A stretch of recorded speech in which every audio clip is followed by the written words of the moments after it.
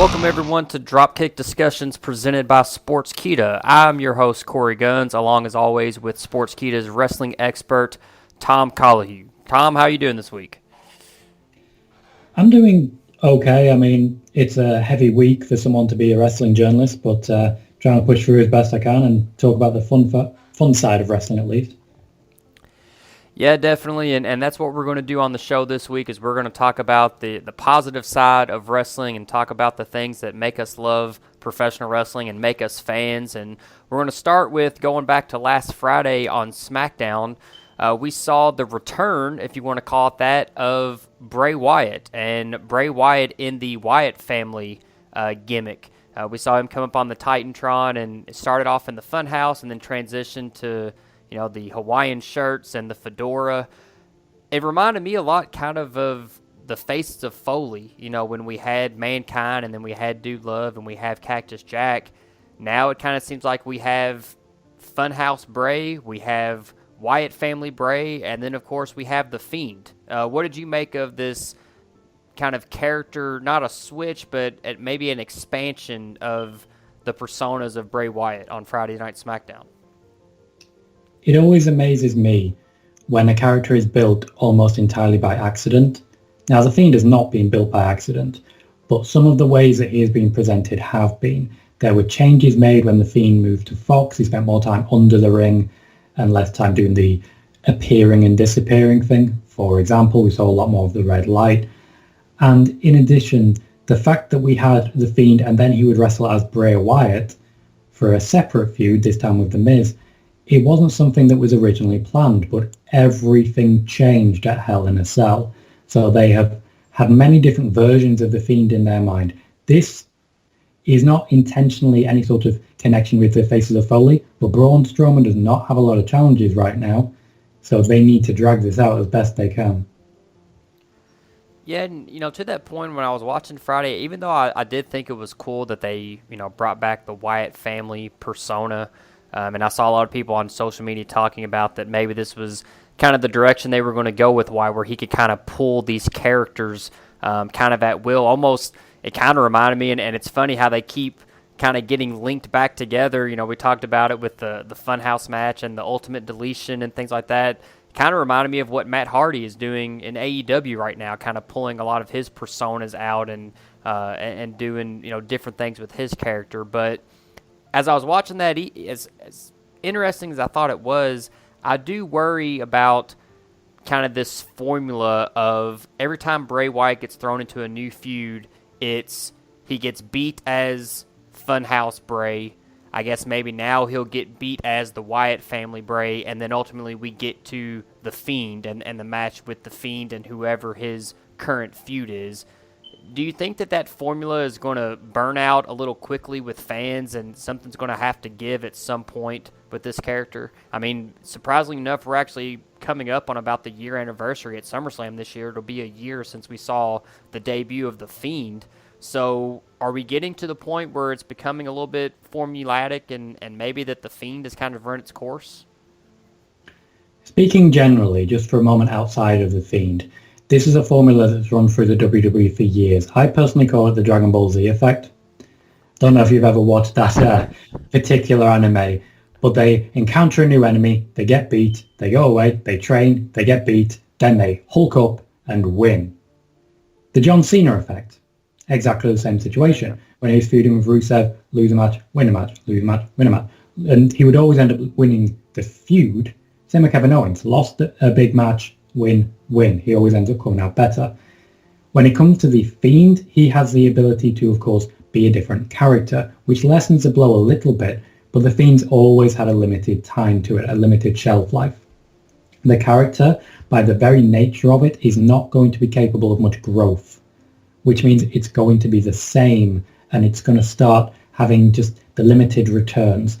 This extends the feud, but I'm not personally sure the actual character can last too much longer without some form of evolution. If and when we get this match, and maybe we assume that it's going to be at Extreme Rules, so let's assume that it's we're going to get the next chapter in the Strowman Wyatt feud. If at the end of this, and we get Strowman versus The Fiend, is Strowman going to be the guy that they go with, or do you think they put the title back on Bray Wyatt as the Fiend? And if Strowman does come out on top, then where do they go with the Fiend from here if Strowman is kind of the guy to ultimately put the Fiend down? It's hard to say. When you think back to Goldberg versus the Fiend, for many people that felt like the end of the Fiend. And I feel going into this whole feud, it's not the same. It doesn't feel the same as the Fiend when it originally did. I think a lot of that's down to the fact we haven't seen much of the Fiend. I think Bray Wyatt is aware of the diminishing return and he's trying to protect it. As regards Strowman, he was the right guy at the right time, but he looked into this championship. This was never the plan. Unfortunately for Braun, there is a lot of dissenting voices backstage who aren't necessarily in his corner. There is a lot of debate almost constantly as to whether Strowman is the right guy, but the top level on SmackDown is so threadbare at the moment. What I would think we are going to see is if the Fiend loses, the Fiend is probably going back to Raw. Whereas if the Fiend wins, Roman Reigns is probably returning soon. As regards Strowman, I'm not sure, and I think that's a bad sign. Let's talk about another debut of sorts on SmackDown this week. Matt Riddle made his debut on the Blue Brand, and he did it in grand fashion. He didn't just debut in any old type of way. He beat AJ Styles, the Intercontinental Champion and maybe arguably the best wrestler going today in the WWE. What do you see just in general as the outlook for Matt Riddle now that he is on the quote-unquote main roster? Well, he was never supposed to be in NXT for long. This is the big arrival, but they're not going to rocket him right to the top. He's going to have a bedding in period while they work out what's next. And obviously there's been a lot of changes on the brand recently, so they are scripting these essentially as they go along. Long-term planning is not as strong as it has been. A feud with Styles does seem to be beckoning, but not too soon. They've teased a feud with Baron Corbin, which would be a sort of a cut-your-teeth moment. Riddle will probably start to work his way up, but there are a number of people on SmackDown who are not going to want to surrender their spot. That, unfortunately, has become a little bit of a problem. He's also one of many people that were supposed to be called up to replace a lot of people who are released, but he's the only one we've seen so far. So I have to wonder, where is everyone else? In light of recent events that have kind of come out in the past couple of days, if SmackDown had not been a pre-taped show, I think this show on Friday was actually taped, maybe as much as a week in advance, would the WWE have been more likely to have changed course with Riddle's debut on Friday? SmackDown, the show that was shown, was taped on the Monday, so 5 days beforehand. This week's Raw was taped on the Wednesday, so I don't even know if this week's SmackDown's been taped yet. They've been struggling because of people not getting their tests back in time. When it comes to changing the course of his debut, they would not have changed it. Riddle has been accused, but at current, without a formal charge or a formal conviction, it is business as usual for the WWE. That is a consistent rule that they use for all of their talent. Only with a formal charge or a formal conviction do things change. At the moment, Riddle will continue as was originally planned. Let's switch over to Raw and talk about some of the things we saw this past Monday. First, we just spoke about AJ Styles and his feud with Matt Riddle. We also found out on Raw that when he was traded to SmackDown, that the other end of that was apparently Dolph Ziggler and Robert Roode, that they were going to be coming over to Raw in the trade for AJ Styles. We didn't see Roode, and he's been out for a couple of months here. We haven't really seen him on television, but we did see Dolph Ziggler, and he immediately interjects himself into the main event scene, it would appear, with Drew McIntyre and the WWE Championship. Now, I'm a fan of Ziggler. I've always been a fan of Dolph. I think he's obviously can go in the ring. I've always liked his character. When I think of Money in the Bank cash-ins, I think that for me, his is the first one that pops into my head as far as ones that were the most memorable. And when I think of, the surprise of a cash-in, I mean, Dolph is the guy that really springs to mind for me. So I've always been a fan of his. but it seems like that he's kind of found himself in this death position of he's a good worker who can put over the main eventer, but he's never going to be the main event guy himself. And he's had a lot of these start and stop pushes, and he's had contract disputes and all this other type of stuff, and just never really been able to break that glass ceiling. Is what we're seeing with Ziggler really the best that any of his fans could hope for as far as his positioning on the card? Absolutely not. He certainly could deliver in a bigger way. I think back to the Royal Rumble, which was won by Roman Reigns. I believe it was 2015. That, for me, should have been Dolph Ziggler's year. Just before that, at Survivor Series, we'd had Sting debut, and Ziggler had been the sole survivor there. They'd also had the storyline where he got his job back because of Cena. A lot of things were in Ziggler's corner at that point, and Ziggler was the last one to come into that Royal Rumble with anything approaching a cheer. I think he should have won it. I think he should have gone on, been beaten up by Brock Lesnar at WrestleMania. Seth Rollins could still have cashed in, and we could have had the feud between Rollins and Ziggler again, this time for the championship. I think that was the moment to pull the trigger. They did not do it. Since then, literally since that moment, he's been in this exact role. Survivor Series 2015, he's putting over Tyler Breeze on Tyler Breeze's debut. Same with Baron Corbin when he came in. Same with everybody. He's the guy who puts new people over. Now, if he's happy doing that, all power to him. You know you get a great match out of Dolph Ziggler and anyone. And we will out of Ziggler and McIntyre. If he's not happy, now's the time to say it, because I think he is worthy of more for the talent that he has. I definitely agree. How surprised were you at the timing of this, considering that he was, playing a pretty big role in the Mandy Rose, Sonya Deville feud, and then of course you've got Otis, thrown in there as well. So even kind of the timing of this trade seemed a little odd to then just kind of pluck him off of SmackDown right in the middle of something and then throw him over to Raw. I did ask about this and was told quite simply, Deville doesn't need him. I think he did extremely well, but his role was becoming smaller and smaller. They had promos where Sonya Deville was doing all the talking, even though Dolph Ziggler was there. And Dolph, to my knowledge, essentially was supposed to be talking, but he said to Sonya Deville, look, here's my lines. Go for it.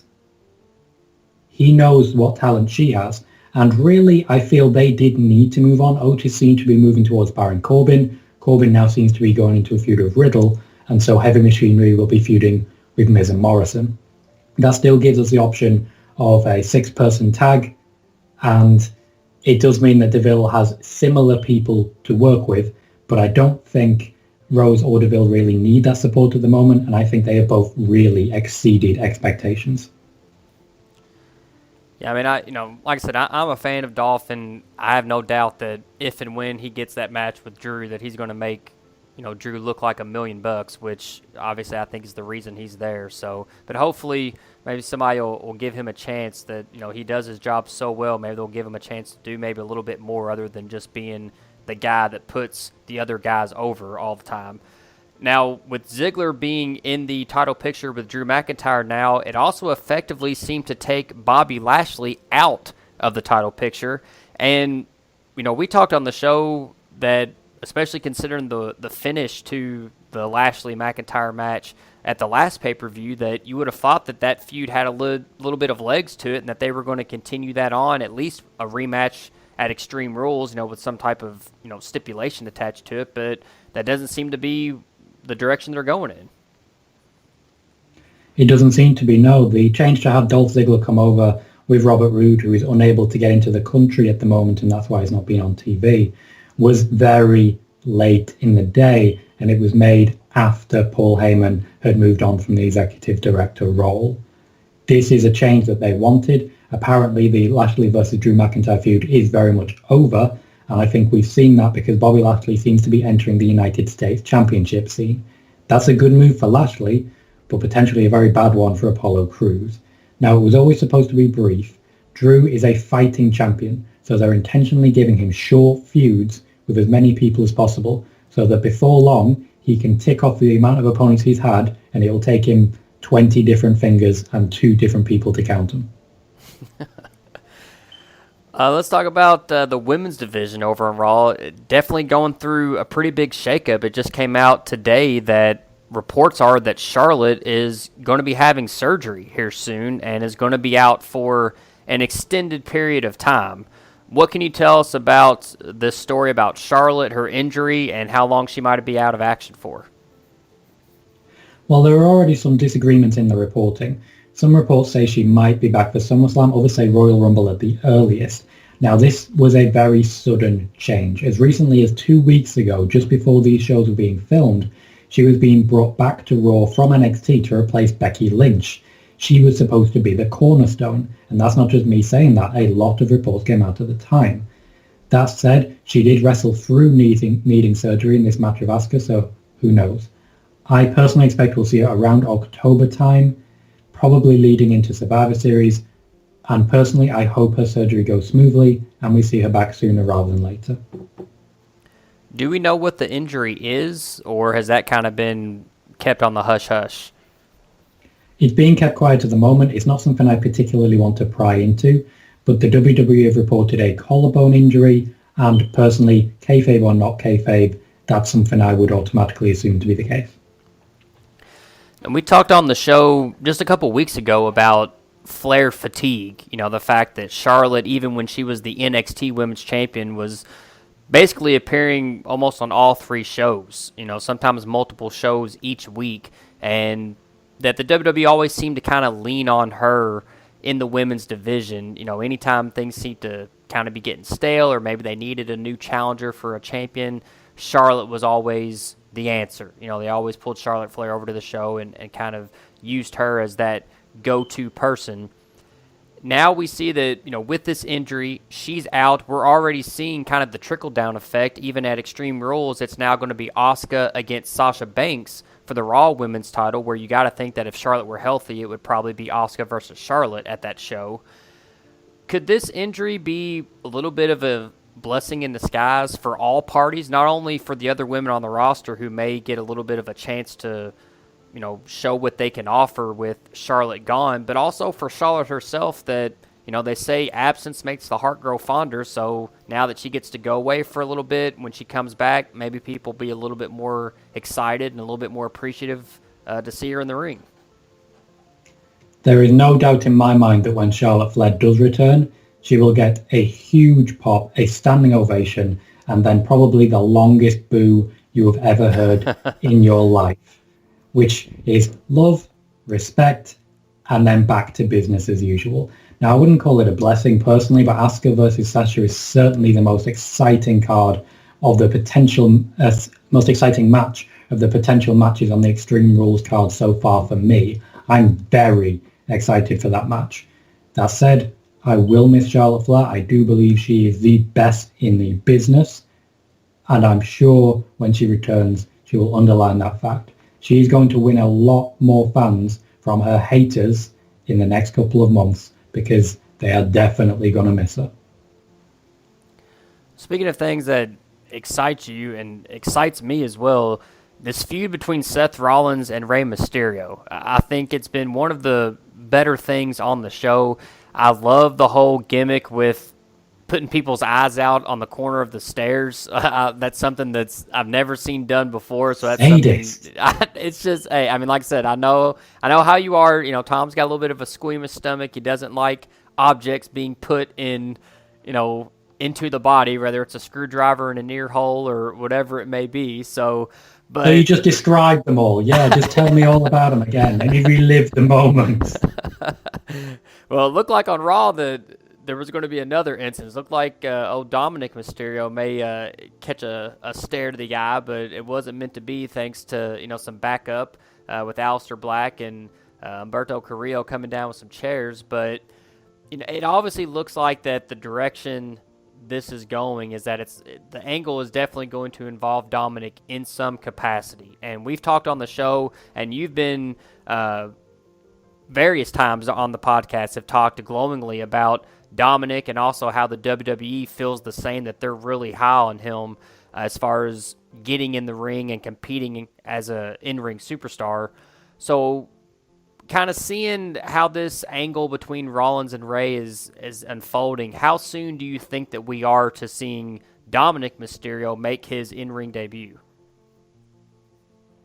Well, just before going on to that, I do want to say I love the fact that while Dominik Mysterio is getting his eye pushed towards stairs, Humberto Carrillo and Aleister Black both think to themselves, you know what, we should go and get some chairs. Let's just go and get some chairs for a minute. Love that. As regards this, yes, I've spoken numerous times as to Dominik and the belief that he's going to be very, very good. I reported on Sportskeeda almost a year ago now that Dominik Mysterio would not feature in NXT. He would instead move straight to the main roster. That is being proven more and more seemingly every day. Now, this storyline, this particular one, is designed to have him in the ring by the end of it. That's why we're seeing more of him. That's why we're seeing him mix it up and get physical. That's why we're seeing him cut promos, particularly right into the camera. An eye for an eye is something that is definitely going to be building towards a Dominik Mysterio storyline. Also, it may allow us to see Seth Rollins with his crazy hair and an eye patch, which I am down for.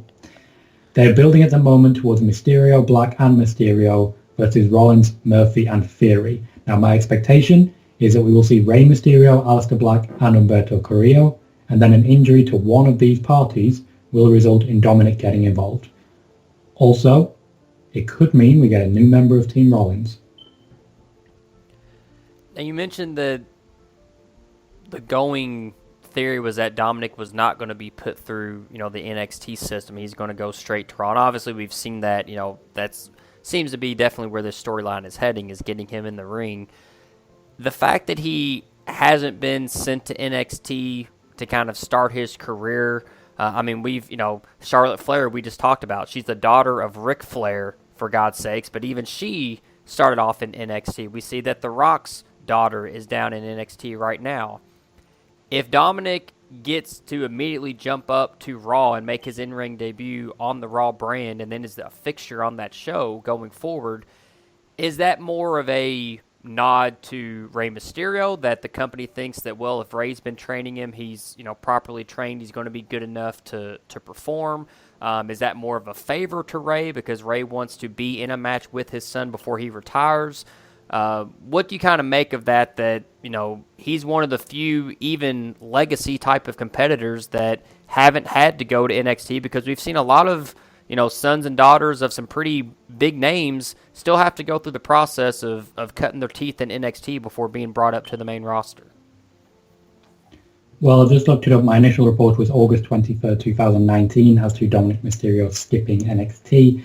To my knowledge, it was part of a conversation topic with Rey Mysterio. I don't know if this was part of his contract negotiation when he first signed up, but I do know it wasn't long before we started to see Dominik appear on TV right after Rey signed. To my knowledge, there were discussions at the time, and it is something of a favour to Rey to make sure Rey signed on to WWE, and because they do believe Dominik Mysterio will be that good. Let's move on from one hot angle to another, and if we're talking about people that are hot in the industry right now, you got to be talking about Randy Orton, who, for my money, is the best heel in the WWE right now. I know, Baron Corbin maybe have had that mantle for a little bit, but I think that unquestionably Randy Orton has taken that from him with authority, and is now the hottest heel in the company. I even mentioned on last week's show that I think the money match at SummerSlam should be Randy Orton versus Drew McIntyre. But then on Raw, we see that the way that the WWE capitalizes on Orton's hot streak is he's going to feud with the Big Show next. What is going on here? As all due respect to Big Show, but it doesn't exactly strike me as, striking while the iron's hot, is to send out a guy like Big Show to feud with your hottest heel in the company. Well, there's obviously a lot of change going on at the moment, but to my knowledge, the planned main event for SummerSlam is Drew McIntyre versus Brock Lesnar. So that wouldn't need Orton in that feud, and would need to give Orton something to do, because the idea was that this would be round 3 of Edge versus Orton at SummerSlam.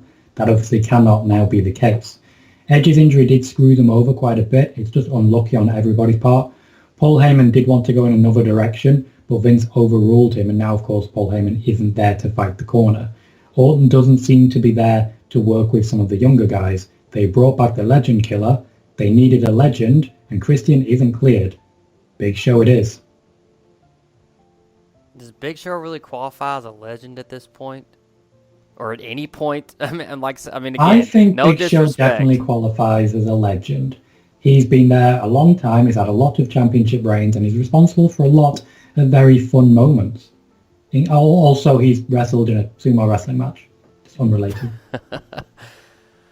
Yeah, like I said, I don't want to discount anybody's contributions to the business and what the Big Show has done, but just, it just seems like, we've seen this before. I'm not sure what a victory over Big Show does for Orton as far as kind of continuing him on this, this hot streak that he's on. I know the Edge injury, I'm sure, screwed up a lot of plans, but I don't know. I'd rather see Orton, why not give him, and I know obviously he seems to be occupied at the time, but, somebody like an Aleister Black, somebody like, Apollo Crews even, somebody fresh that, that Orton can maybe elevate, and use his heel status to maybe elevate that other opponent a little bit up the card as opposed to getting a Big Show match. I don't know. That's just my opinion. Maybe you disagree with me, but it just an Apollo Crews feud was something that was discussed not long before Paul Heyman moved on.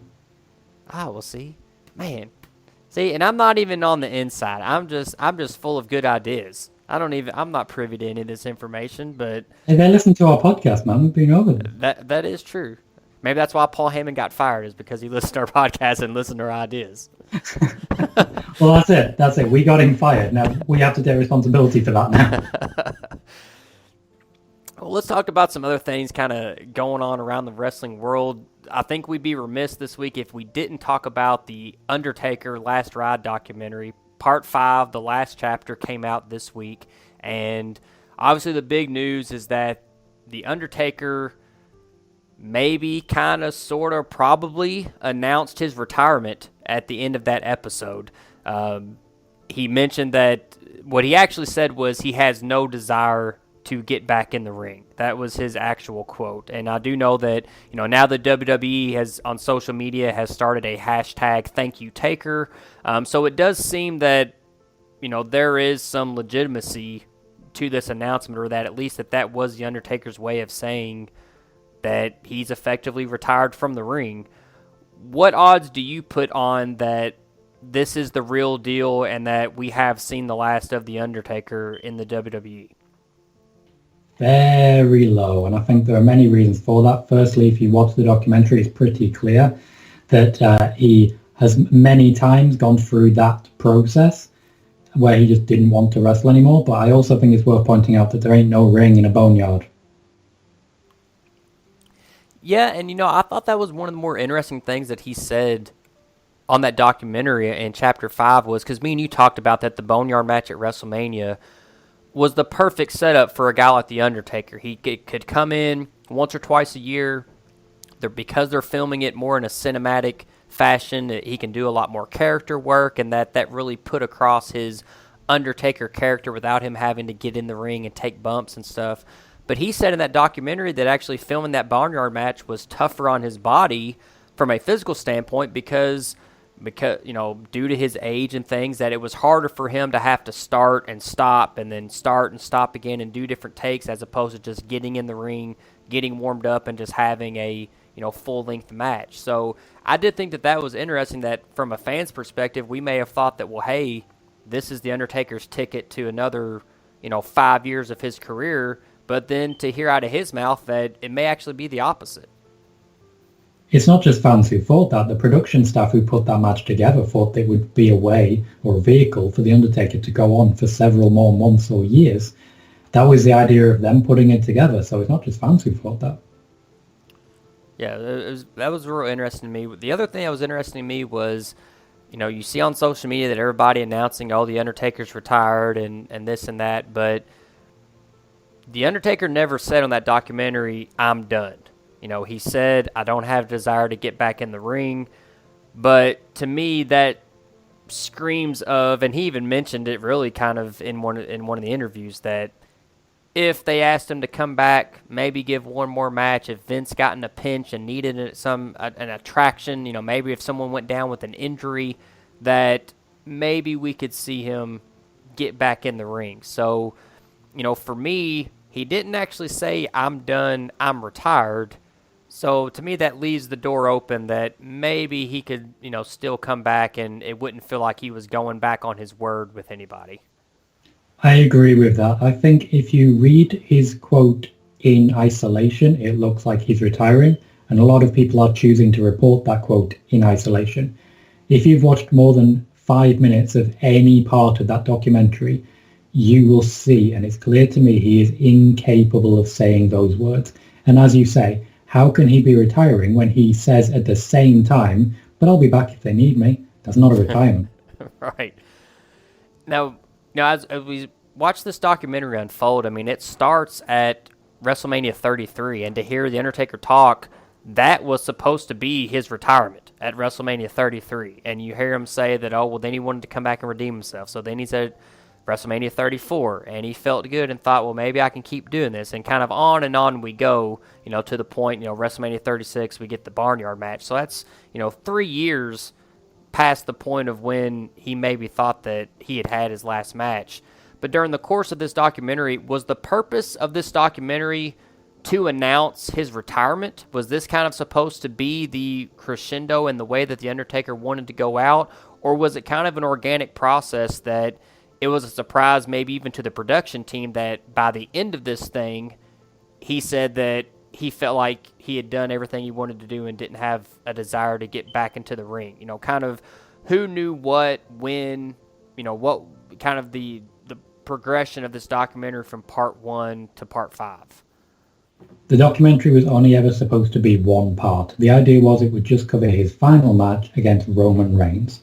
He would retire as he did in that match and then complete the documentary, say goodbye. People would already at this point know that he had retired based on him leaving his hat and coat in the ring.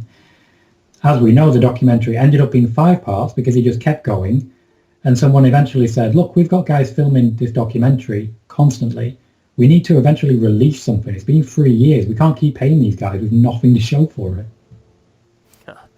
That's so amazing to me to think that this essentially became, went from an episode of WWE 24, capturing his last match with Reigns, and then fast forward 3 years later, and we're still doing this, and The Undertaker's still coming back. That's just amazing to me to kind of see how this all unfolded. But that's exactly how it plays out in the documentary. The Undertaker just keeps coming back, and the film crew just keep coming back with him. Right.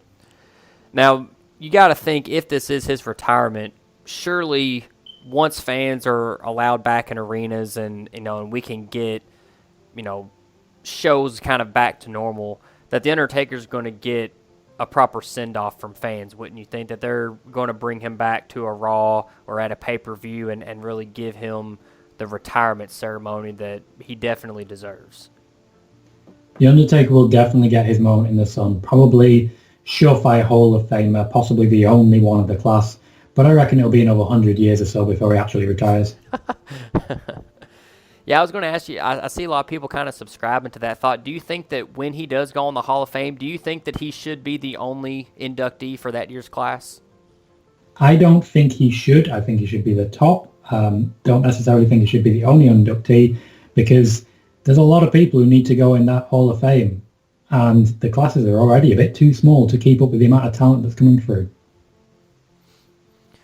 Yeah, we got to make sure we get get the Drew Careys and the Coco Bewares of the world in there. So I guess we can't waste a full year on just the Undertaker. Absolutely, there needs to be room for Schwarzenegger and Trump as well. Let's not be silly. Now, if you want to hear Tom and I some more thoughts that we have on the Undertaker, and more specifically, if the Undertaker is the greatest wrestler of all time, you can go over to Tom's personal YouTube channel. Me and him had a little bit of a debate about that very topic, and you can check that out over on his YouTube page as well. Me and him kind of go back and forth about that very thought. Is the Undertaker the greatest wrestler of all time. So you can go over to his YouTube channel and make sure you check that out if you're so inclined, if you want a little bit more of Korey and Tom. Now, as we record this podcast tonight, it is Tuesday, and today is actually the 24-year anniversary of Austin 316. It was this day 24 years ago, which is crazy to think about that it was that long ago, but today was the day that Steve Austin won the 1996 King of the Ring and then cut that legendary promo after his win where Austin 316 was born. What do you think Austin's career would have been like sans injuries? If you look back at his career, a lot of people even think that promo was kind of the start of his launching pad. That was in June of 96. He wasn't even on the SummerSlam card that year. He was in a pre-show match on the free-for-all against Yokozuna. So, he didn't exactly have the rocket strapped to his back even after winning the King of the Ring. But if you look at his career from June of 96 to August of 97, 97 is really when he got really, really hot, and then he had the unfortunate neck injury with Owen Hart at that year's SummerSlam. He's off a couple months. He comes back in late 97 and has a run from November of 97 to November of 99, gets hurt again, comes back in late 2000 up until April of 2001 at WrestleMania 17, where we get the really, I think, looking back in hindsight, the ill-fated heel turn at WrestleMania that year. And then they actually turned him heel twice. If you remember, he turned heel at WrestleMania that year. And then we thought we were going to get the old Stone Cold during the Invasion angle. And then at Invasion in July, they turned him heel again and made him a member of the Alliance. So they kind of doubled down on the heel turn that just didn't work. And I really think that was the beginning of the end for Austin's popularity. I mean, I know he's still super over, but I just never really thought that he was as hot after that heel turn as he was in the late 90s. If Austin hadn't had those neck injuries and he had a full career nonstop from, let's say June of 96 all the way up to April of 2001, before they turned him heel, do you think his career would have been different, or would we maybe even remember Austin a little bit differently than we do now? You really do ask some intense questions on this, don't you?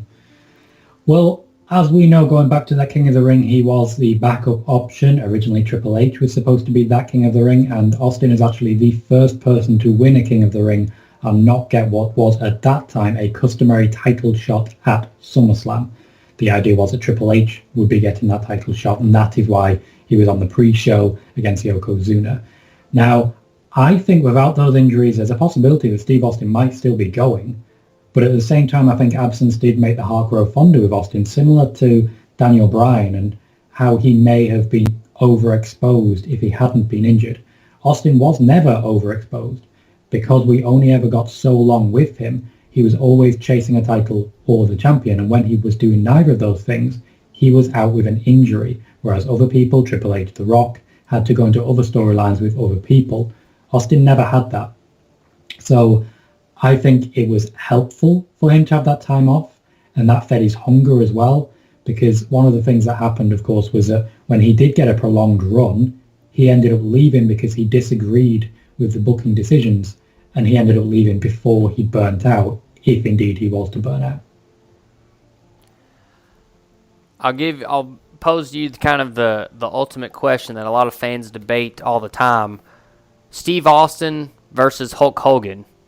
Who do you got as the bigger star in wrestling? Good God. Oh. You thought this one up just to annoy me, didn't you? I thought I'd have a little fun with you this week. Yeah, Okay. kind of put you on the spot. Hogan or Austin? Okay, I've got to go Hogan. I know a lot of people are going to be mad at me for this, but I've got to go Hogan. It's not just the WWE that made the Attitude Era. They got the record ratings. Really, WCW paved the way, and WWF at the time followed that. So Hogan was at the top for well over a decade, and then his heel turn as part of WCW and the NWO made wrestling cool again. He even, in New Japan, dominated for a while. So Austin was definitely the right man at the right time to lead a generation. But Hogan changed himself to become the right man every time, including when he came back to face The Rock. So there you go, Steve Austin fans. You can send your hate tweets to @Colohue on Twitter. Oh, come on, I got enough hate tweets already. That's true. Yeah, take it easy on Tom. Yeah, I take that back. That is true. I will say, I'll back you up on that. That is, in my opinion, that is the correct answer. It may be the tough answer, but I think that is the correct answer. I think I would give the edge to Hogan over Austin. They're both on my Mount Rushmore of greatest of all time, but I do think Hogan has a little bit of a slight edge over Austin. Well, let's turn now to wrap up the show with some fan questions. We went to Twitter today, and fan questions have been on a little bit of a hiatus just because there's been so much news going on during the shows. But we went back to Twitter this week and asked you if you had a question for Tom to reply to our tweet and use the hashtag DropkickDiscussions. And we got a couple of good ones here, Tom, I want to fire at you. First, from Noob and Company, who will face Asuka for the Raw Women's title at SummerSlam? My hope is that'll be Shayna Baszler. She's been kept in reserve so far off TV, so I would expect this will be the right time to make it happen. If she doesn't at least get towards the championship scene by SummerSlam, I worry about Shayna's future with the company. Noob and Company also asked, do you think Asuka's push will be affected by Paul Heyman's firing? I would say definitely. Asuka is someone Paul Heyman really worked hard to push, but also Becky Lynch worked very hard to push Asuka. She chose to work with Asuka and put Asuka over as much as possible, and that definitely had a play in Asuka's ascension to the championship. So it definitely would have an effect, and it definitely will have an effect, but that doesn't necessarily mean her push is going to be harmed. Now, @Korey Gunz has a follow-up to that question. Speaking of pushes in the women's division, what's happened to Liv Morgan's? Well, her vignettes that they were showing were pulled last minute by Vince because he wanted to change her back out of a singles push, and the vignettes were pushing towards that singles push. I've been told he's never been a fan, which is a bad sign.